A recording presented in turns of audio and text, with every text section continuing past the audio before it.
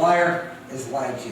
There's really only two major scenes in this setting. We have the scene at the well, and we have the scene, the marriage scene, and what happened afterwards. So let's look at the first scene. And the first truth I want you to see this morning is those who believe that God is working in their lives will be inspired to enthusiastic service. We see a different Jacob now than we have so far in the book of Genesis. First thing we see is those who receive God's promises will find that God prospers their way. This is exactly what happened. Jacob just comes off the promise, and then he takes off right away, and he goes back to the same area where his father's servant went and found his mother, Rebecca, and he comes to that exact same spot apparently. The same well. Oh, again, we see a truth here, though I think that's important. Well, we won't spend a lot of time on it because we've seen it already in Genesis. God often leads by what we call providence. God's providence, that's a big word. But providence simply means that God leads and directs through circumstances.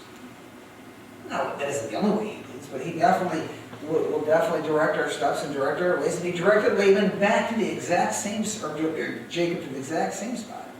Laban's well, where his father's servant found his mother, Rebecca. So that's interesting. I think that's an important thing for us to understand, that the Lord guided him to that spot.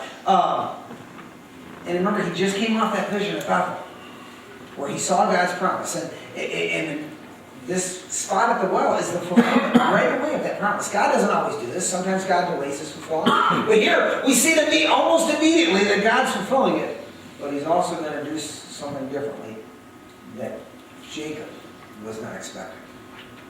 And he was enthusiastic to help, which is something about Jacob that you don't see. He was enthusiastic to help. He was willing to do something. This is the same guy who was usually willing to trick his way out of anything. Now he's actually here trying to do physical labor. Jacob didn't do that. I mean, Jacob was the anti-man's man. I mean, from what I'm seeing in the text, Jacob tended to be more soft, but here he is, and he comes up to some farmers, or to some shepherds, who were really kind of lazy. Jacob said, notice in the text, in verse 7, look, it is still high day. Is it not time for the cattle to gather together and water the sheep and go and feed them? Notice what they said. We cannot until all the flocks are gathered until we have rolled the stone from the well's mouth, and then water sheep. But notice they weren't doing it. They were kind of lazy. They were kind of apathetic. Jacob wasn't being that way. In fact, we see secondly, the recipients of the promise can enthusiastically serve others. Jacob was willing to move the stone. We have to understand, again, we don't have this in our context today. You had a well. The wells were important in the ancient world. We all know water sources are important for us. Without the water source, we died. It was the same thing. But they didn't have the water treatment plants or the things we have. They would have wells. We saw this earlier with the digging of the wells. Well, for whatever reason, they would cover them with a stone. And there are probably two reasons. One, they would either cover it with this big, giant boulder-type stone to keep the water from evaporating from the hot sun. And or two, also just as important, to keep things from going in that can contaminate the water.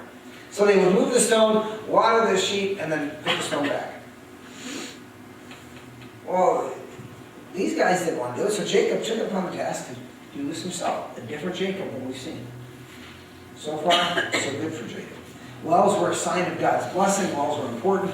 And I think what also that's interesting about this scene at the well is we see a foreshadow of what's going to happen. Remember back to your literature days, foreshadow, you see a hint of something that was going to happen in the future. We see that here with Jacob. He's going to spend the next 14 years laboring and watering Laban's flock. And Laban's flock is going to prosper under Jacob's care for the next 14 years. That's what we see. So, but we see that those who believe God's word, that God is working in their lives, will be inspired to enthusiastic service.